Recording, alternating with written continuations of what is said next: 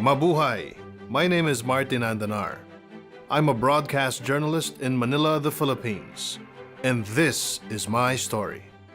When I finished my degree at the University of Ballarat, I did not only earn a great degree from a great university, but also I earned the experience of being able to work in a community radio and a first-class TV and radio network, which was SBS.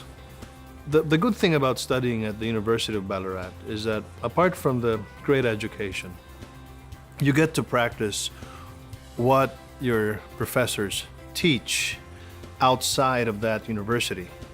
Now, I run News 5 Everywhere, or news5.com.ph. I developed it.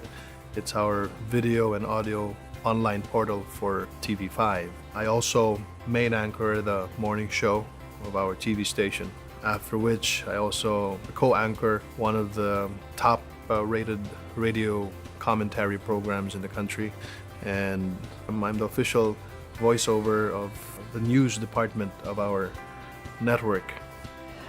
Our News 5 Everywhere platform, which is our online news platform, is now the fastest growing video news platform in the Philippines. And that was built by Martin based on his experience working as a broadcaster on a community level in Australia. I was so amazed by the entire system of Australia because I was suddenly exposed to community radio. And community radio is something that we don't have here in the Philippines.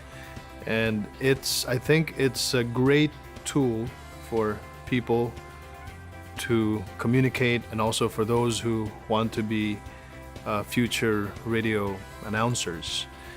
So when I got back to the Philippines, I was saddened that radio documentaries were not as widely accepted as it is accepted in Australia. So I set up my online radio, which is podcast.ph. It's the first podcast platform in the Philippines, and it started with a show that I love to do, which is immortalizing important people in society through audio documentary. I call it Martin's Man Cave, and since we launched in August of 2014, I've documented more than 60 people, including former presidents, former senators, sitting senators, Tony Meloto, people who have contributed a lot in society, and I believe that their lives should be immortalized in rich audio format for the future generations to consume. I know a lot of newscasters and know a lot of radio commentators and writers. And they tell me, I don't know what piece of work I have that people will remember. And that's exactly the same question that I ask myself. I've been asking myself for the last 20 years until I launched the podcast. Because people will not remember me for the newscast that I just read, the news that I just read this morning, or the radio show that I'll be going on live a few minutes from now. They won't remember me for that.